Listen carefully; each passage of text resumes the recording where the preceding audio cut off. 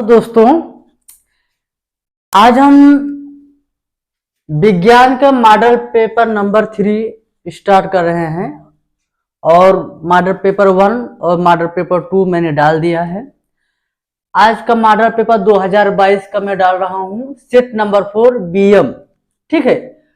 और जो लोग नए लोग हैं वे फीचर वर्ड 1993 को सब्सक्राइब कर लीजिए और जो पुराने लोग हैं उसको लाइक और शेयर कर लीजिए। ठीक है। मॉडल पेपर बहुत हेल्पफुल होता है एग्जाम के दृष्टि से, इसलिए आप लोग इसको बार बार 2 बार 3 बार इसको देखेंगे तो आपको दिमाग में सेट हो जाएगा। ठीक है। चलिए, अनसाल पेपर आप सब सामने है, इसको हम सॉल्व करते जाएंगे, आप लोग देखते जाइएगा। ठीक है। उपखंड का पहला नंबर क्वेश्चन यहाँ पर कर रहा है, ध्यान दीजिएगा आप लोग। कह रहा है कि मुख्य बिंदु की इकाई होती है। तो दोस्तों, मुख्य बिंदु की जो इकाई कुछ नहीं होती है, मुख्य बिंदु की इकाई कुछ नहीं होती है, तो इसमें पहले का डी ऑप्शन सही होगा। इनमें से कोई नहीं, इनमें से कोई नहीं, कोई नहीं। दूसरा सवाल देखेंगे। कह रहा है कि प्रतिरोध आर के किसी तार के टुकड़े को 3 बराबर भागों में काटा जाता है। इन टुकड़ों को समांतर श्रेणी में संयुक्त कर देते हैं, तो यदि संयोजन का तुल्य प्रतिरोध आर डैश हो तो आर और आर डैश का अनुपात बताइए। कह रहा है 3 बराबर भाग, मान लीजिए अगर यहाँ पर एक है, अब इसको 3 बराबर अगर मान लीजिए भागों में बांट देते हैं। ठीक है। अब जब 3 भागों में यह बढ़ जाता है, का 3 बराबर भागों में बांटा गया, तो मान लीजिए अगर इनका प्रतिरोध मान लीजिए इसको मान लेते हैं आर आर आर, 3 भागों में बांट दिया गया है। 3 समान भागों में बांटा गया, इसलिए क्योंकि इसको R1 R2 R2 3 नहीं माने, क्योंकि वो 3 बराबर भागों में बांटा गया है। तो ये ऑलरेडी किस क्रम में होता है? श्रेणी क्रम में। ये श्रेणी क्रम में है, श्रेणी क्रम में। तो तुल्य श्रेणी क्या होगा? आर बराबर का हो जाए R plus R plus R. ठीक है। तो श्रेणी क्रम में है ना ये, इसलिए हम इसको श्रेणी क्रम का सूत्र लगा लिया, तो क्या आ जाएगा 3R। इसको समीकरण नंबर क्या मान लेंगे? 1 मान लेते हैं। ठीक है। दूसरा नंबर देखिए। अब कह रहा है कि इसको समांतर क्रम में संयोजित किया जाए। समांतर क्रम में अगर इसको एक दूसरे के ऊपर नीचे कर दिया जाएगा तो समांतर क्रम हो जाता है। समांतर क्रम के लिए क्या हो जाए सूत्र? समांतर क्रम के लिए क्या हो सूत्र? तो 1/r बराबर 1/r plus 1/r plus 1/r। सूत्र यही होता है, 1/r बराबर 1/r1 plus 1/r2 plus 1/r3। ये भिन्न भिन्न प्रतिरोधों के लिए होता है, लेकिन ये क्या कर रहा है कि समान होना चाहिए। समान है, इसलिए हमने 1/r plus 1/r plus 1/r। ये कितनी बार हो गया? आप कहेंगे 3/r हो गया। समीकरण नंबर कितना हो जाएगा? 2 हो जाएगा। ठीक है। अब इसको क्या करते हैं? इसको r डैश मान सकते हैं। इसको समीकरण 1 हो गया, समीकरण 2 हो गया, तो हम इसको डिवाइड करते हैं।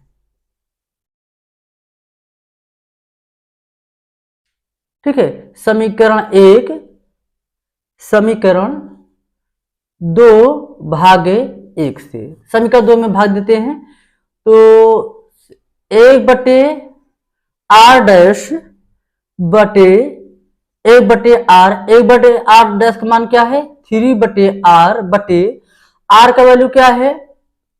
3r होगा। ठीक है। 3 पद बन गया है, तो ये वाला पद ऊपर चला जाएगा। ठीक है। और ये इसमें गुणा कर, ये वाला भी ऊपर चला जाएगा पद, ये वाला भी पद ऊपर चला जाएगा। तो r/r डैश बराबर 3 गुणे 3r बटे का हो जाएगा r। r का हो जाएगा कर जाएगा। तो r/r डैश का मान का हो जाएगा 3 त्रिक का 9। तो कह रहा है अनुपात क्या होगा? r रेशियो r डैश का मान का हो जाए 1:9 आ जाएगा। ठीक है। ये ऑप्शन आपका सी सही हो जाएगा। ठीक। समरूप चुंबकीय क्षेत्र में स्थित एक धारावाही चालक पर लगने वाले बल की दिशा ज्ञात करने के लिए नियम है। ये सी सही होगा। फ्लेमिंग के बाएं हाथ का नियम, फ्लेमिंग के बाएं हाथ का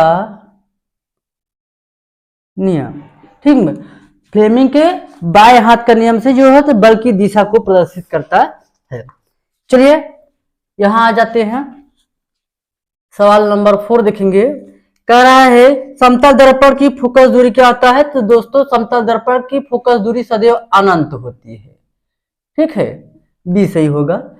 5वां नंबर देखेंगे, स्वस्थ नेत्र के लिए स्पर्श दृष्टि की न्यूनतम दूरी क्या है? मैंने साल पेपर फर्स्ट सेकंड में भी बताया है कि स्वस्थ मनुष्य के नेत्र की फोकस दूरी 25 सेंटीमीटर होती है, यानी कि इसमें 25 सेंटीमीटर, ये सही हो जाएगा 25 सेंटीमीटर। 6ठा नंबर, विद्युत धारा का एसआई मात्रक, विद्युत धारा का एसआई मात्रक क्या होता है? एम्पियर होता है, सी सही होगा। विद्युत धारा आई से प्रदर्शित किया जाता है, इसका मतलब क्या होता है? एम्पियर होता है। 7वां नंबर देखेंगे, एक इलेक्ट्रॉन पर आवेश कितना होता है? तो दोस्तों एक इलेक्ट्रॉन पर आवेश -1.6 गुणा 10 -19 कूलाम होता है, ठीक है। आवेश का मतलब क्या होता है? कूलाम होता है। चलिए 8 नंबर देखते हैं। 8 नंबर उपखंड नंबर ख आ गया है। कह रहा है बेरियम क्लोराइड Na2SO4, कह रहा है barium chloride BaCl2 plus Na2SO4, कह रहा है इसको रासायनिक अभिक्रिया कराने पर barium sulphate plus sodium chloride NaCl, कह रहा है रासायनिक अभिक्रिया किस प्रकार की है? दोस्तों देखिए बेरियम जो होता है सल्फेट से क्रिया कर लेगा और सोडियम क्लोरीन से क्रिया कर लेता है, तो यह क्या बना लेता है? बेरियम सल्फेट बन जाता है और सोडियम क्लोराइड ये नमक बन जाता है, ठीक है। ये क्या बन जाएगा? बेरियम सल्फेट, ये बन जाएगा नमक है। तो दोनों विस्थापित होती है, तो इसीलिए इसे कहा जाएगा द्विविस्थापन अभिक्रिया, सी सही होगा, द्विविस्थापन अभिक्रिया, ठीक है। 9 नंबर देखेंगे, लेड नाइट्रेट का अणुसूत्र क्या आता है? तो इसमें बी सही होगा, क्या होगा? PbNO3 होल ट्वाइस, ये आपका लेड नाइट्रेट हो जाएगा। 10 नंबर देखिए, एथेनोइक अम्ल का सूत्र का है। एथेनोइक, ओइक में जिसमें CH जुड़ा होता है, हम ओइक कहा जाता है। एथेन होना चाहिए, तो एक तो COOH, इसमें एक कार्बन ऑलरेडी पहले होता है, एथेन में एक कार्बन होना चाहिए, यानी कि CH3COOH, ये ऑप्शन आपका डी लॉक हो जाएगा इसमें, एथेनोइक अम्ल। धावन सोडा, 11 नंबर देखेंगे, धावन सोडा का सूत्र क्या होता है दोस्तों? तो धावन सोडा का मैंने बताया था Na2CO3 10H2O, यह धावन सोडा धोने वाला सोडा का सूत्र हो जाएगा। 12 नंबर देखिए, 12 नंबर है निम्नलिखित कौन सी धातु जल के साथ समान ताप पर ही क्रिया कर लेती है? तो दोस्तों सोडियम, सोडियम जैसे ही आप जल में डालेंगे तुरंत आग लग जाता है, क्योंकि ये सोडियम जो होता है जल से बहुत तेज रासायनिक अभिक्रिया करती है।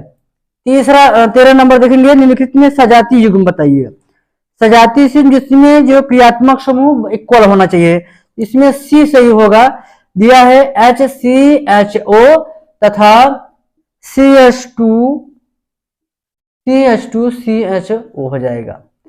चलिए 14 नंबर देखिए, जठर रस का स्राव करने वाली जठर रस ग्रंथियां कहां से होती है? ये अमाशय से होते हैं, ए लाख हो जाएगा, अमाशय, क्योंकि आमाशय ही जब भोजन जाता है तो वहां से सभी जठर रसियां जो होते हैं रिलीज होती है पाचन क्रिया करने के लिए, ठीक है। आइए 15 नंबर देखते हैं। कह रहा है पौधों में जाइलम का कार्य करता है, तो पौधों में जो जाइलम होता है उसके माध्यम से जल तथा खनिज पदार्थ ऊपर की ओर जाता है, जिससे भोजन बनाने के लिए सहायक होता है। तो क्या क्या जरूरत पड़ती है? डी लाख होगा इसमें, जल व खनिज लवणों का वहन, लवणों का वहन। ठीक है। 16 नंबर, पराग कण किसके अंदर बनता है? तो पराग कण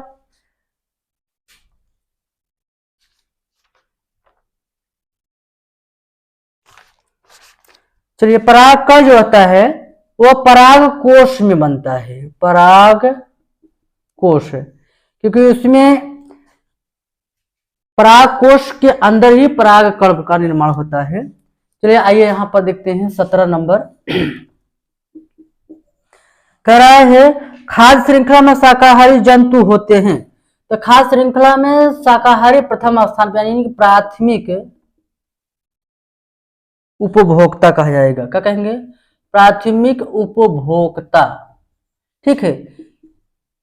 18 नंबर देखेंगे, मनुष्य में लार ग्रंथियों की संख्या कितनी होती है? तो 80 लाख होगा, 3 जोड़ी होती है, 3 जोड़ी। कितनी जोड़ी? 3 जोड़ी होता है। 19 नंबर देखेंगे, मुकुलन पाया जाता है। तो मुकुलन जो होता है हाइड्रा में पाया जाता है, हाइड्रा में। ठीक है। 20 नंबर देखिए, निम्नलिखित में कौन सा आनुवांशिक पदार्थ है? तो डीएनए के माध्यम से पीढ़ी दर पीढ़ी चलने वाली प्रक्रिया होती है, इसी के माध्यम से, डीएनए के माध्यम से क्लियर हो जाता है कि आपका बेटा कौन सा होता है, आनुवंशिकता के पर डिपेंड करते हैं। उपखंड क, उपखंड क का पहला नंबर देखिए, सवाल कह रहा है कि एक वस्तु अवतल दर्पण के फोकस तथा ध्रुव के बीच में स्थित है। वस्तु कहां रखा गया है? दर्पण के फोकस तथा ध्रुव के बीच में स्थित है। कह रहा है वस्तु के प्रतिबिंब की स्थिति किरण आरेख बनाकर दिखाइए। ठीक है। चलिए हम यहां पर किरण आरेख बनाते हैं, तब इसके बाद समझ में। ये अवतल दर्पण है, तो अवतल दर्पण देखेंगे, ये क्या है? अवतल दर्पण है। और ये क्या है? मुख्य अक्ष हो गया। अब मुख्य अक्ष पर कोई वस्तु यहां पर रखी गई है। जब इस वस्तु से प्रकाश किरणें चलती हैं तो दर्पण के अपवर्तन के पश्चात यह मुख्य अक्ष को काटती हुई आती हैं। यह पहली प्रकाश किरणें मुख्य अक्ष को, यह क्या है? मुख्य अक्ष है।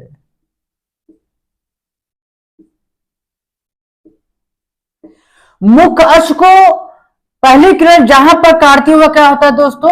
वह फोकस होता है। अब दूसरी किरण जब चलती है इस वस्तु से, ये दर्पण से टकराकर पुनः उसी माध्यम में लौट जाती है। तो ये दूसरी किरण जहां पर मुख्य अक्ष को काटती हुआ क्या होता है? प्रकाशिक केंद्र सी होता है। ठीक है। अब कहा जाए ये क्या कहता है? ये ध्रुव होता है। तो इसी बीच में वस्तु रखी गई है, ध्रुव तथा फोकस के बीच में वस्तु रखी गई है। तो इसका प्रकृति क्या होगा? ध्यान देंगे, इसका जो है आभासी यहां पर होगा, इस प्रकार। तो इस प्रकार जो होता है इसका प्रतिबिंब बनेगा। ठीक है। तो यह इसका किरण आरेख हो गया। इसकी प्रकृति क्या होगा दोस्तों? तो प्रकृति क्या है? यहां पे डॉट डॉट द्वारा दिखाया गया, तो इसकी प्रकृति क्या होगी? आभासी होगी। कैसी होगी? आभासी होगा। और वस्तु, प्रतिबिंब वस्तु से बड़ा बनेगा, वस्तु से बड़ा बनेगा। यह इसकी प्रकृति हो जाती है। चलिए दूसरा नंबर देख रहे हैं, कह रहा 20 सेंटीमीटर, ये आपका ख नंबर था। ठीक है। अब ग नंबर देखते हैं। ग नंबर कह रहा है 20 सेंटीमीटर फोकस दूरी वाले, 20 सेंटीमीटर फोकस दूरी। एफ का मान क्या दिया है दोस्तों? 20 सेंटीमीटर फोकस दूरी दिया है। उत्तल दर्पण के सामने कोई वस्तु 40 सेंटीमीटर की दूरी पर रखी है।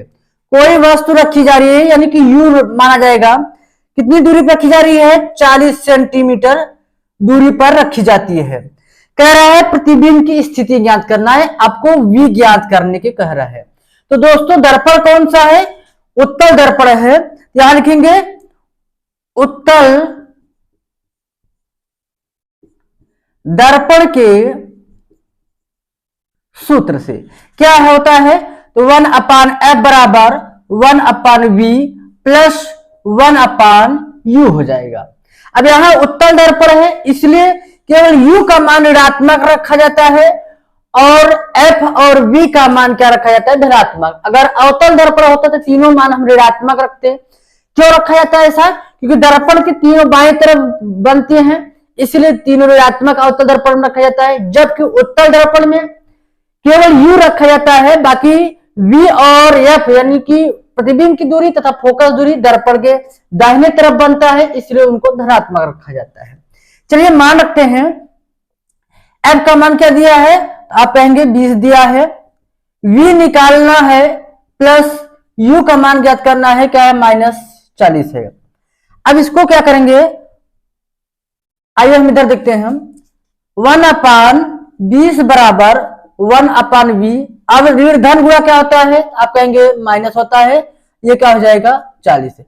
अब इसको इसके साइड में पक्षांतर कर लेंगे तो 1/20 माइनस है, जब इस साइड में क्या हो जाएगा प्लस हो जाएगा, यानी कि 1/40 हो जाएगा बराबर 1/v। अब 40 20 के लघुत्तम क्या होगा, आप कहेंगे 40 होगा।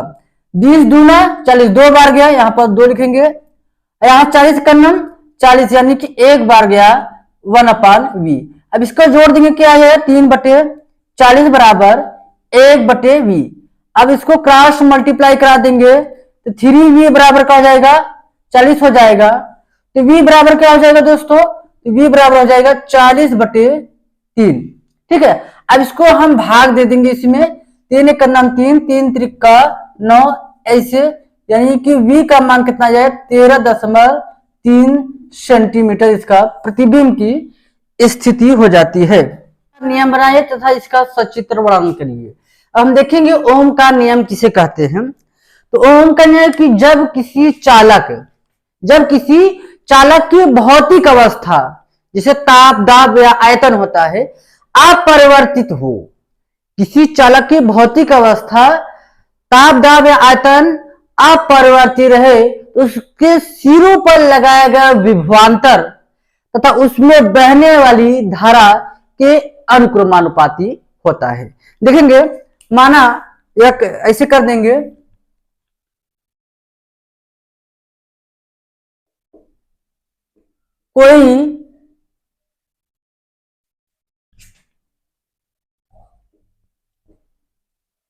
कोई चालक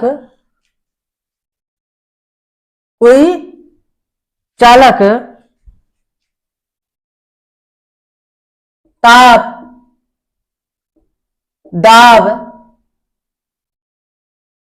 या आयतन कह सकते हैं, या कोई भौतिक अवस्था भी यहां पे अगर लिखना चाहते हैं लिख सकते हैं। यदि कोई भौतिक अवस्था, यदि कोई चालक हो या कोई भौतिक अवस्था होता है, ताप दाब या आयतन में अपरिवर्तन या अपरिवर्तित लिख दीजिए, अपरिवर्तित अपरिवर्तित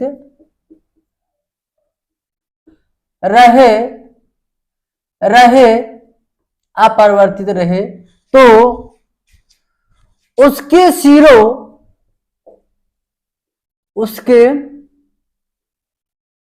सिरों पर लगाया गया विभवांतर उसके सिरों पर लगाया गया विभवांतर तथा उसमें बहने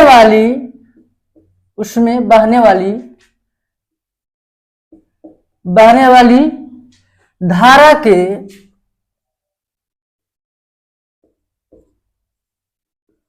अनुक्रमानुपाती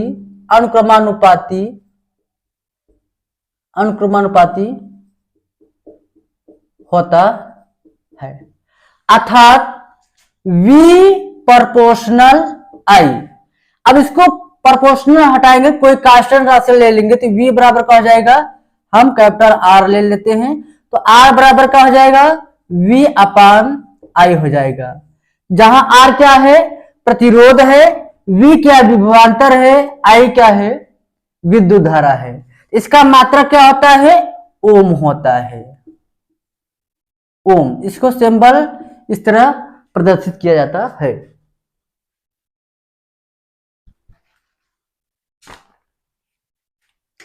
देखिए तीसरा सवाल करा, निकट दृष्टि दोष से पीड़ित एक व्यक्ति अधिकतम 100 मीटर की दूरी देख सकता है। इस दोष का निवारण करने के लिए लेंस की फोकस दूरी ज्ञात कीजिए। पहला नंबर दिया है v बराबर दिया है 100, ये तीसरा नंबर सवाल है। v बराबर 100 मीटर दिया है, ठीक है। और कह रहा है कि 100 मीटर दूरी पर देख सकता है। कह रहा है इस दोष के निवारण के लिए कितनी फोकस दूरी तथा प्रचित क्या होगी। अब दोस्तों यहां पर अगर 100 मीटर को कोई वस्तु देखी जा रही है, इसका मतलब वस्तु कहां रखी गई होगा? इन्फिनिटी, अनंत पर रखी गई है। तो फोकस दूरी ज्ञात करना है। तो आप जानते हैं निकट दृष्टि दोष किसे कहते हैं? तो वह दोष जो नजदीक की वस्तुएं दिखाई देती हूं और दूर की वस्तुएं स्पष्ट दिखाई नहीं देती हूं, तो हम उसे क्या कहेंगे? निकट दृष्टि दोष कहते हैं। इस दोष के निवारण करने के लिए मनुष्य अपने चश्मे में अवतल लेंस का प्रयोग करता है, ठीक है। कौन सा लेंस का प्रयोग करता है? अवतल लेंस का प्रयोग करता है। तो मैं आपको बता दूं, अगर अवतल लेंस है तो वो कहता है तीनों वैल्यू ऋणात्मक रखे जाते हैं। चलिए यहां देखेंगे, तो हम यहां पर इसको क्या मान रखेंगे? ऋणात्मक रखेंगे। अवतल लेंस के अवतल लेंस के सूत्र से क्या होता है? तो 1/f बराबर 1/v माइनस 1/u होता है। अब इसमें हम मान रखेंगे और फोकस निकालेंगे। तो 1/f बराबर v का मान कितना दिया है? तो -100 है, माइनस इन्फिनिटी इसका रखेंगे, ठीक है। तो आप चूंकि आप जानते हैं कि 1/इन्फिनिटी का वैल्यू क्या होता है दोस्तों? 0 होता है, तो हम यहां 0 रख देंगे। तो 1/f बराबर का हो जाएगा -1/100 माइनस का हो जाएगा 0। तो 0 तो वैसे भी छूट जाएगा। तो 1/f बराबर का हो जाएगा -1/100।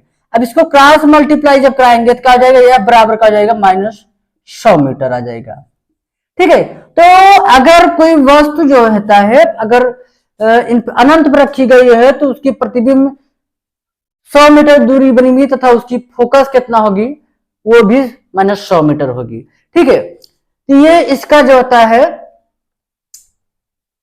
यहां पर -100 मीटर बने कह रहा है। तो उसकी प्रकृति क्या होगा? तो अवतल लेंस है, तो अवतल लेंस की प्रकृति क्या होती है? आभासी होती है। प्रकृति कैसी होती है? तो प्रकृति होती है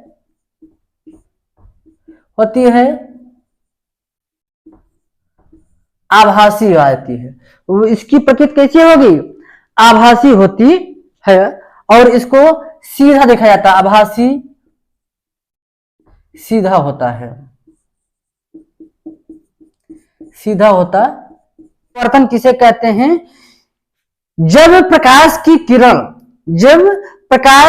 किरण कांच के प्रिज्म पर पड़ता है तो प्रकाश अपवर्तन हो जाता है, प्रकाश अपवर्तित हो जाती है। तो इस प्रकार की क्रिया को हमको प्रिज्म का प्रकाश का अपवर्तन कहते हैं।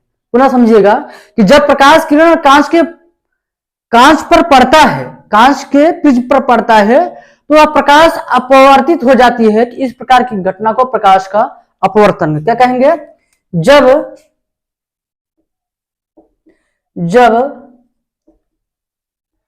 प्रकाश की किरण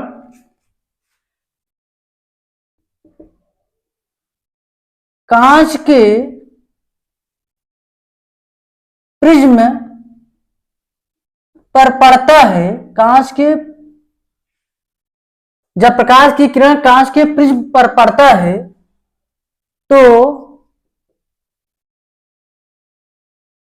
तो प्रकाश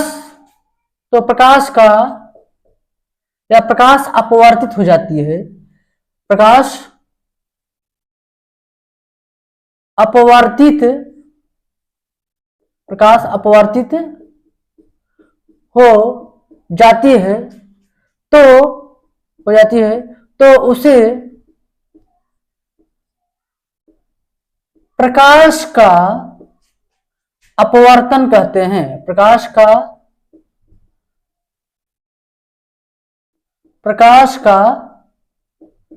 अपवर्तन कहते हैं। प्रकाश का अपवर्तन दो प्रकार का होता है। प्रकाश का अपवर्तन दो प्रकार का होता है। नंबर 1 क्या होता है दोस्तों, जब प्रकाश प्रिज्म पर पड़ना प्रारंभ होता है। जब प्रकाश प्रिज्म पर पड़ना प्रारंभ होता है। क्या होता है, प्रारंभ होता है। जैसे ही प्रिज्म पर पड़ता है उसके बाद तुरंत जो होता है अपवर्तन हो जाता है। दूसरा नंबर, जब प्रकाश प्रिज्म से बाहर निकलता है।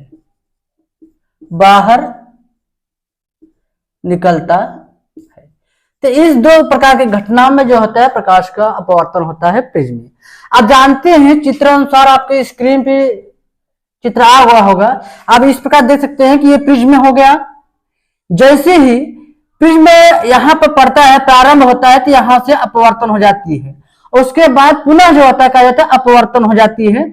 यह क्रिया जो 7 भागों में विभक्त हो जाता है।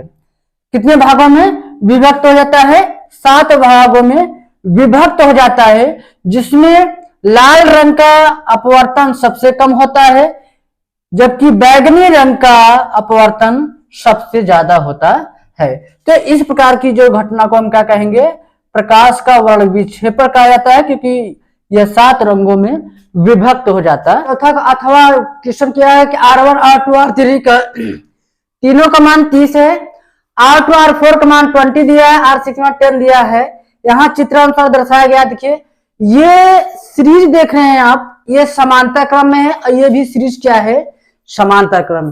तो दोस्तों हम इसको पहले क्या करेंगे, समांतर क्रम इसको भी हल करेंगे, समांतर क्रम में इसको भी हल करेंगे। उसके बाद हम क्या करेंगे देखेंगे, श्रेणी क्रम बन जाएगा।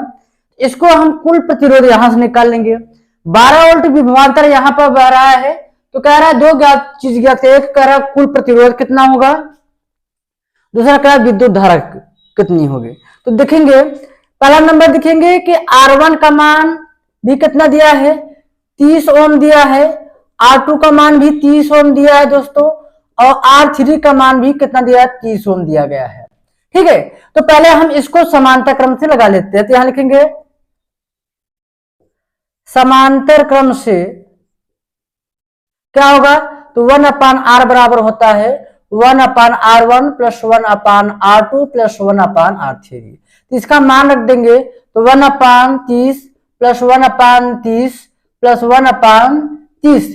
तो हम जो हर बराबर है तो क्या आ जाएगा 3 ये क्या आ जाएगा 30 हो जाएगा। 3 का नम 3 3 दहमा 30, यानी कि 1/, कितना हो जाएगा 10, यानी 1/R बराबर 1/10। तीसरे गुणा करा देंगे तो R का मान दोस्तों कितना आ गया, दिस इंप्लाइज 10 ओम आ गया। ठीक है, अच्छा इसको देखेंगे, इसको भी R4 का मान कितना दिया है दोस्तों, 20 दिया है, और R5 का मान भी कितना दिया है, 20 ओम दिया है। तो इसको भी हम समांतर क्रम ही लगाएंगे। ठीक है, समांतर क्रम से, क्योंकि ऊपर नीचे एक दूसरे को ऊपर नीचे है इसलिए समांतर क्रम में है। तो 1/R बराबर 1/R1। R1 कितना दिया है, 20 दिया है। R2 कितना दिया है, वो भी 20 दिया है, यानी कि 2 कितना हो जाएगा 20, क्योंकि हर बराबर है। तो 2 का नम 2 2 दहमा 20, यानी कि 1/10, यानी 1/R का मान भी कितना आ गया, आपने देखा दिस इंप्लाइज दैट R मान क्या कितना आएगा 10 ओम। ये भी क्या हो गया, ये भी आपका 10 आ गया दोस्तों यहाँ पर, और यहाँ पर क्या हो गया 10 आ गया। अब ये सीरीज क्या बन गई, ये भी 10 टोटल आ गया, ये भी 10 आ गया। अब ये भी यहाँ पर देखिए R6 से मान कितना दिया है यहाँ पर कितना दिया है 10 ओम दिया गया है। तो आप कौन सा सीरीज बन जाएगी, श्रेणी क्रम बन गया। कौन सा, श्रेणी क्रम से।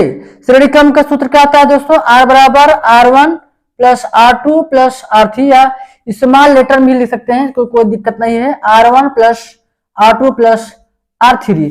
अब मान रखेंगे R1 का मान ये R1 हो गया, ये R2 होगा, R3 वहां से आ गया। तो यहाँ पर रखेंगे 10, ये आ गया, और ये क्या आ गया 10, ये गया, और R6 का मान भी कितना आ गया 10। तो आपको हम तीनों जोड़ देंगे कितना आ जाएगा 30 ओम आ जाएगा। टोटल कुल प्रतिरोध दोस्तों कितना आ गया 30 ओम आ गया। अब कह रहा है आई का मान भी ज्ञात करेंगे, तो यहां लिखेंगे ओम के नियम से। ओम के नियम से क्या होता है दोस्तों, R बराबर होता है V अपान आई। तो I को यहां पे ले लेंगे और R को यहां पे ले लेंगे, तो I बराबर क्या हो जाएगा V अपान R हो जाएगा। V यानी वोल्ट कितना दिया है 12 वोल्ट दिया है दोस्तों, और R का मान कितना है 30 आया है, तो हम यहाँ पर 30 रख देंगे। इसको काट देते हैं, 4 तिहाई, 4 से तो नहीं कटेगा शायद, 3 से ही काट देते हैं। 3 चौक 12 और 3 दहम्मा 30 हो जाएगा। 2 दूनी 4, 2 पंजे 10। जब इसको 2/5 को हम भाग देंगे तो 0.4 एम्पियर, इसका मात्रा क्या होगा एम्पियर।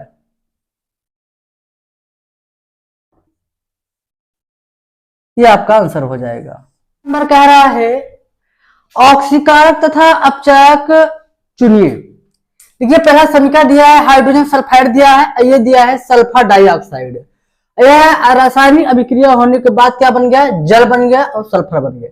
अब दोस्तों देखेंगे इसका ऑक्सीकरण निकलेंगे, अगर यक्ष का हम मान लेते हैं यक्ष होता है, ऑक्सीजन कितना होता है -2 गुणे यहाँ पर 2 दिया 2 हो जाएगा, बराबर 0 करेंगे तो यक्ष -4 बराबर 0 करेंगे तो यक्ष का मान क्या आ जाएगा दोस्तों 4 आ जाएगा।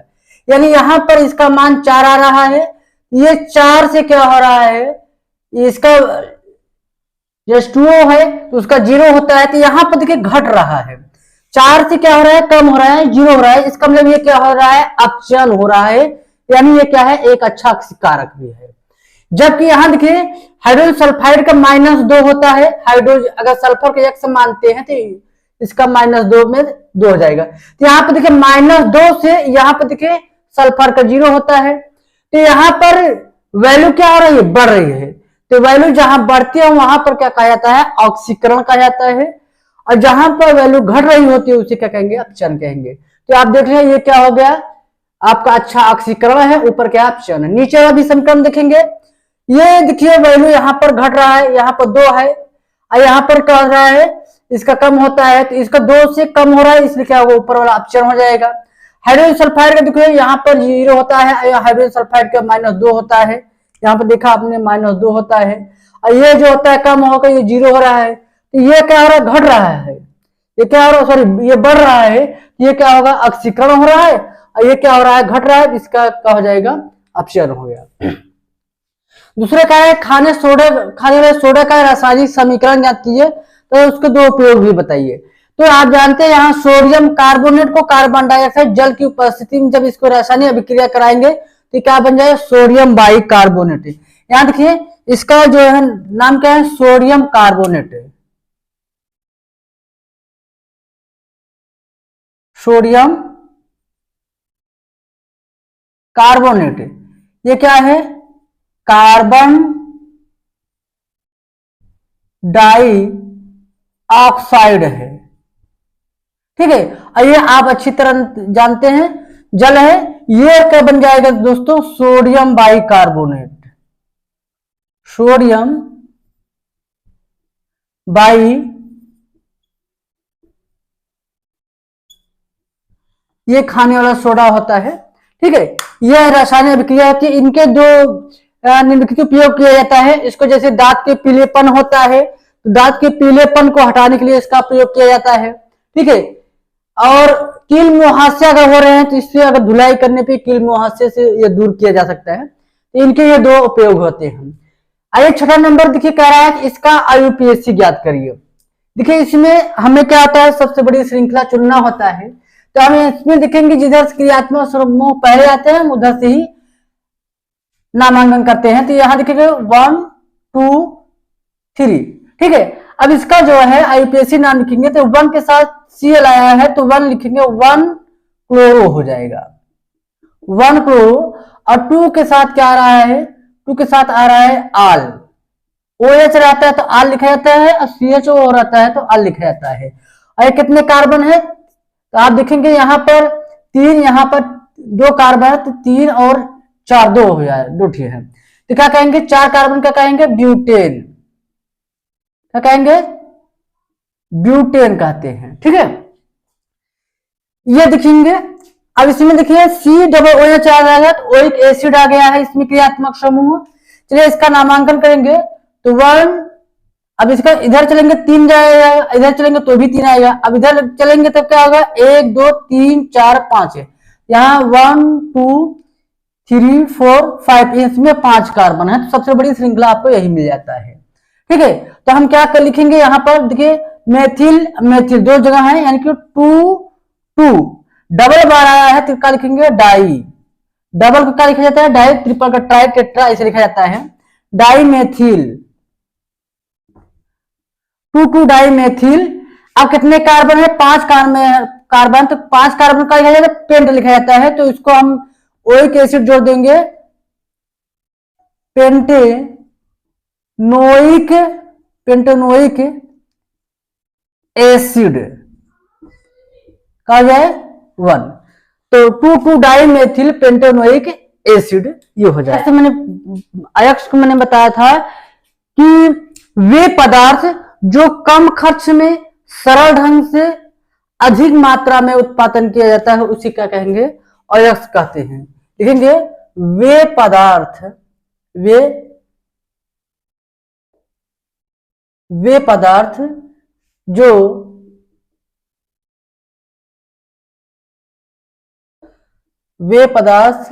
जो सरल ढंग से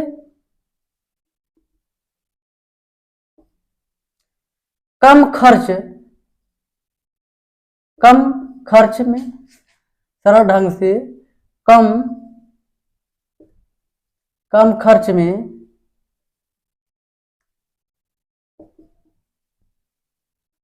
अधिक मात्रा में उत्पादन किया जाता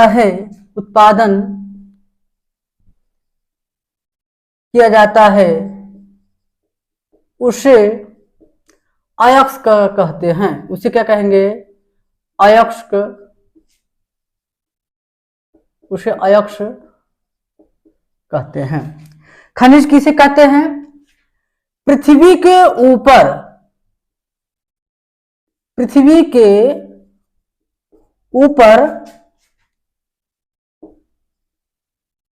कंकड़ पत्थर बालू की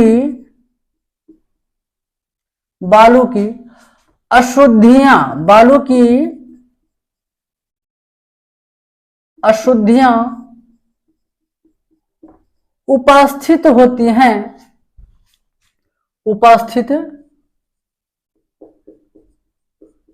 होती हैं, उसे खनिज कहते हैं। उसे क्या कहेंगे, उसे हम खनिज कहते हैं।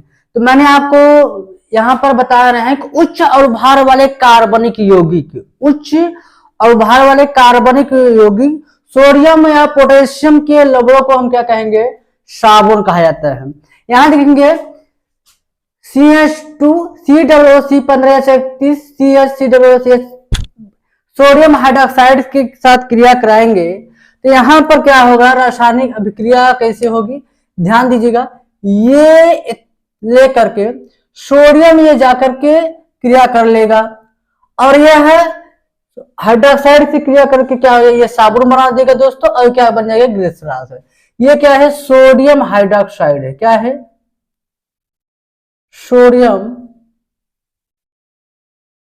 हाइड्रोक्साइड, क्या है, सोडियम हाइड्रोक्साइड है, ठीक है। तो क्या बन जाएगी, साबुन तो ग्लिसरॉल बन जाएगा। अगर हेडिंग कह रहा है कि अपमार्जक किसे कहते हैं, तो अपमार्जक किसे कहते हैं कि सफाई करने के लिए इस्तेमाल किए गए पदार्थों को हम क्या कहेंगे, अपमार्जक। मतलब सफाई करने के लिए जिन जिन पदार्थों का उपयोग किया जाता है क्या कहेंगे, उसे अपमार्जक कहता है। ख नंबर के संक्षारण किसे कहते हैं, जब कोई धातु पानी, नमी या आसपास के उपस्थित अम्ल के माध्यम से या संपर्क में आने से ऑक्साइड या कार्बोनेट में परिवर्तित हो जाता है, कार्बोनेट के रूप में बदल जाते हैं, तो इस प्रकार की क्रिया को हम क्या कहेंगे, संक्षारण कहा जाता है। जैसे दीवालों में लग जाता है, झरने लगता है, लोहे में लग जाता है, लाल ऑक्साइड जैसे दिखाई देने लगता है, ये क्या है, संक्षारण के सबसे बड़े उदाहरण है। देखिए ग नंबर दिया समजाति श्रेणी। समजाति श्रेणी वह श्रेणी जो सभी सदस्यों का प्रकारात्मक रूप से समूह समान होते हैं, हम उसे क्या कहेंगे, समजाति श्रेणी कहा जाता है। जैसे एल्केन के अंतर्गत कहा जा सकता है मेथेन, एथेन, प्रोपेन, ब्यूटेन, ये आपको सब आ सकता है।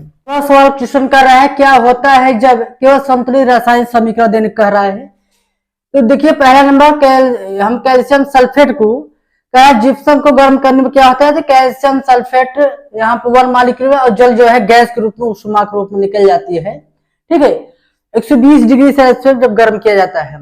ये calcium hydroxide plus carbon dioxide को, कैल्शियम हाइड्रोक्साइड है, कार्बन डाइऑक्साइड के साथ क्रिया कराएंगे तो क्या बन जाएगा दोस्तों, खड़िया चूर्ण यानी कि कैल्शियम कार्बोनेट बन जाएगा। क्या बन जाएगा, कैल्शियम कार्बोनेट, यानी दूधिया जो बनता है उसी को हम कहेंगे कैल्शियम कार्बोनेट कहा जाता है।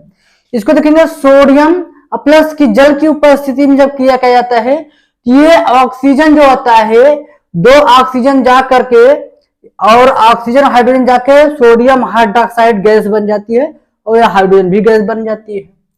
और तीसरा दिया है कैल्शियम हाइड्रोक्साइड क्लोरीन के साथ ही क्रिया करके ब्लीचिंग पाउडर CaCl2 प्लस जल बन जाता है। ब्लीचिंग पाउडर जानते हैं कीटाणुओं को मारने के लिए प्रयोग किया जाता है, ये ब्लीचिंग पाउडर बनकर तैयार होता है। आपने स्क्रीन पे दिख लिया, पूरे क्वेश्चन दिया गया है, तो आप उसके अनुसार पूरा यहाँ पर आसानी समीकरण तैयार हो गया। ठीक है, थैंक यू।